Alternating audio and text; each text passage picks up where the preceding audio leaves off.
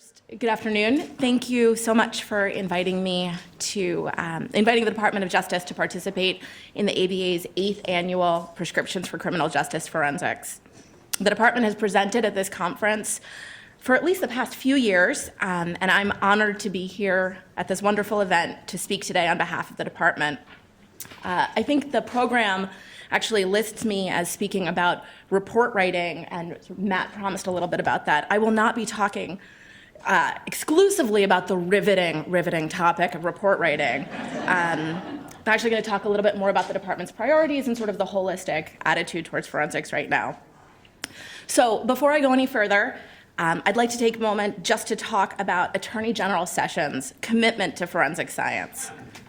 He has repeatedly emphasized that good forensics enables us to not only convict the guilty, but also clear the innocent. And that's why prompt access to high-quality forensics is so important. I believe this conference and others like it, where conversations between academics, forensic scientists, and legal practitioners can take place, are critical in our shared effort to ensure accurate, reliable, and timely forensic analysis.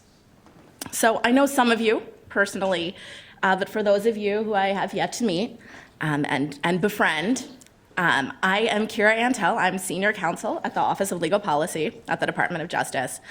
I joined the department in 2015 in the Office of Legal Policy, and I've been working on issues related to forensic science since that time. The Office of Legal Policy is a leadership office at the department, and we help carry out policy initiatives identified by the Attorney General, the Deputy Attorney General, and the White House. Our policy unit develops policies and guidelines and guidance informed by empirical evidence, component perspectives, and internal and external policy considerations. We also serve a coordinating function on a number of topics such as forensics. So some of you know me from the work of my office supporting the National Commission on Forensic Science, or as Matt mentioned, the department's development of quality assurance measures, such as the retrospective forensic science discipline reviews and the uniform language for testimony and reports, and the department's internal efforts through the Forensic Science Subcommittee to the Crime Reduction and Public Safety Task Force. Before joining the department, I was at the U.S. Sentencing Commission, an independent bipartisan agency in the judicial branch, where I served in the Commission's Office of Legislative and Public Affairs, and I was most recently the acting director of that office. In addition to my legal background, I also have a master's degree in criminology and criminal justice with a quantitative focus, and I try to bring an interdisciplinary and research-based approach to policymaking.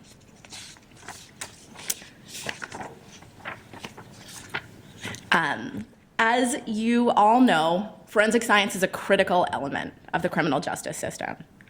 Forensic scientists examine and analyze evidence from crime scenes and elsewhere to develop objective findings that can absolve an innocent person from suspicion or assist in the investigation and prosecution of perpetrators of crime. The department plays several roles in the forensic science area. We are practitioners of traditional forensic science disciplines, with laboratories at the Bureau of Alcohol, Tobacco, Firearms, and Explosives, the Drug Enforcement Administration, and the FBI. We are practitioners of digital and multimedia analysis through our analysis entities at ATF, DEA, FBI, but also at the Bureau of Prisons and the Criminal Division. We are a major funder of state and local forensic science practitioners through the National Institute of Justice and the Bureau of Justice Assistance.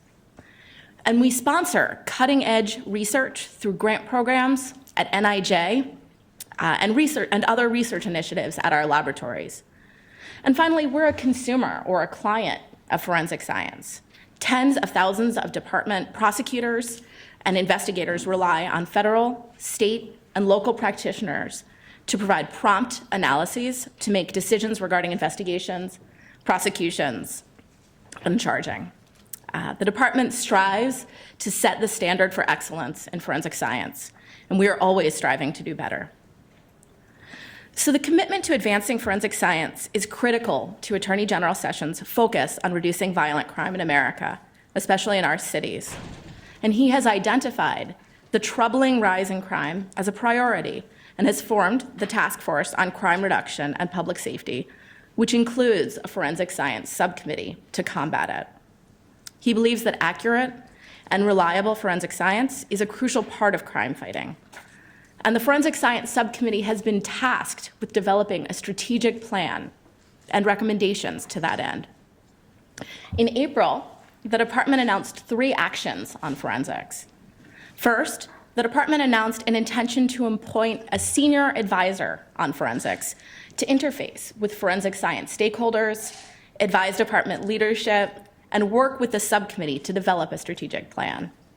Second, we published an issue for comment in the Federal Register, seeking broad stakeholder input on how the department can best support the advancement of forensic science. That notice is open now and will remain open through June 9th. We invite you individually to submit comments. And I was just talking to someone, as of yesterday, we'd received over, I think it was 187 comments yesterday, and we may have more comments. So I really encourage you to submit them. We specifically published that issue for comment because we elected to examine other options following the expiration of the National Commission on Forensic Science. We are seeking commenters to provide proposals to improve the underlying science and validity of forensics, improve the operational management systems of forensic science service providers, and improve the understanding of forensic science by legal practitioners. If you haven't already commented, again, please do. I can personally assure you that someone in the department will review and consider every submission in determining how to move forward. So we'll take all of those in. They're actually all available to be reviewed right now. They're publicly available on regulations.gov, so you can go through and look at the 187, and the department will also review all of them and use those in deciding how to move forward. The department also announced that we are conducting a needs assessment of forensic laboratories. So when we announced these steps in April, we promised we would update you with new information, and I'm excited to do that today. So I want to talk about the needs assessment. The department has a broad mandate to conduct a needs assessment of forensic science laboratories that examines workload, backlog, personnel, and equipment needs of public crime laboratories and the needs of academic and non-traditional forensic science practitioners. Federal law requires the department to issue a report to Congress by October 2018. So sort of complete that needs assessment and then submit a report to Congress. The first stage in operationalizing the needs assessment is the collection and review of existing data sources. We know that a tremendous amount of work has already been done on this front, and we want to be mindful of that work. So some of the sources include NIJ's many studies and reports on the state of forensic science, BJS's, and that's the Bureau of Justice Statistics, census reports on publicly funded forensic crime laboratories. These have been published about every 5 years since 2002. And that permits us to sort of compare things across time and do some general trend analysis as well. The 2015 and 2009 National Academy of Sciences reports on the state of forensic science, reports of Project Foresight from West Virginia University, which is an NIJ-funded program that offers business solutions to forensic science laboratories, and they're doing some really, really interesting work. And also, of course, we're going to be looking at the research and development needs that have been identified by the Organization of Scientific Area Committees. So we've already begun to collect these materials and to assess what data and information exists. And that helps us as well identify what still needs to be collected. We anticipate this effort will be supplemented by our forthcoming survey from the Bureau of Justice Statistics on law enforcement provision of forensic services. So then the second phase in implementation of the needs assessment is outreach to the forensic science practitioner community. We plan to establish a needs assessment steering committee of crime lab directors. We currently expect to convene the steering committee in fall 2017 and to conduct listening sessions with the steering committee and other forensic science stakeholders. Those listening sessions will explore the needs on the ground, ideas to increase efficiency, and to understand how the rise in violent crime and the opioid epidemic has changed the practice of forensic science. In addition to outreach, the department will look inward and conduct an internal needs assessment to identify and address its own needs, including where it can achieve greater capacity and efficiency. I'd also like to update you on the department's work with the National Institute of Standards and Technology. So the department's formal partnership with NIST on forensic science began in 2013, but we all know that our collaboration began much earlier than that. This unique relationship draws on the department's strengths and expertise as pragmatic practitioners and NIST's unwavering commitment to scientific excellence. Together, we support an initiative through the Organization of Scientific Area Committees that aims to coordinate standard setting in the forensic sciences, reduce fragmentation, and bring together key stakeholders. We believe this relationship is critical, and it mirrors the work that must be done broadly to bring different stakeholders with different perspectives to the table. While we join this table from different perspectives, we are all united by a common goal of justice. We all recognize that scientifically valid and accurate forensic analysis strengthens all aspects of our criminal justice system. The department will continue to partner with NIST in supporting OSAC's work. Indeed, NIST and the department are closely collaborating with the OSAC community to assess how to make OSAC a viable and sustained institution.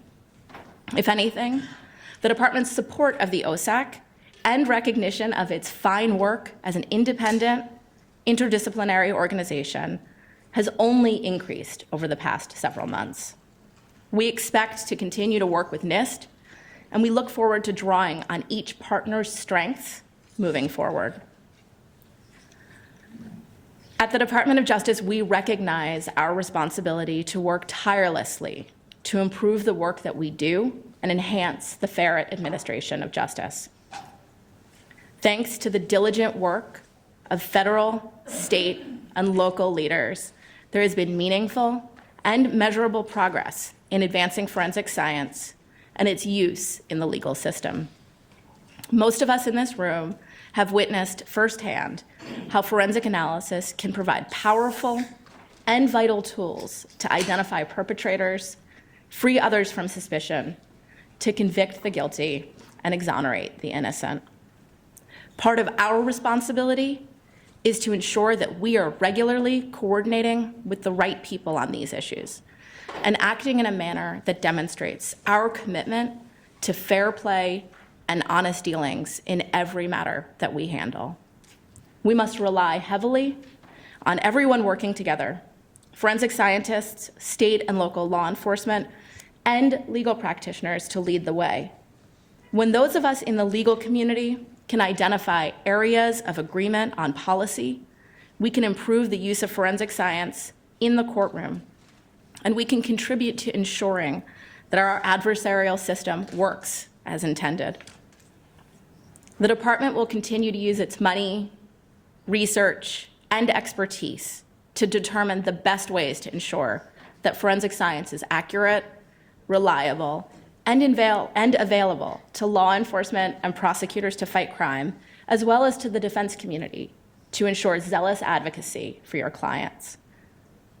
The department's pledge to identifying a strategic path forward reflects this abiding commitment to justice, to the rule of law, and to maintaining the public's confidence in the accurate and reliable forensic science analyses that we need to clear the innocent and convict the guilty.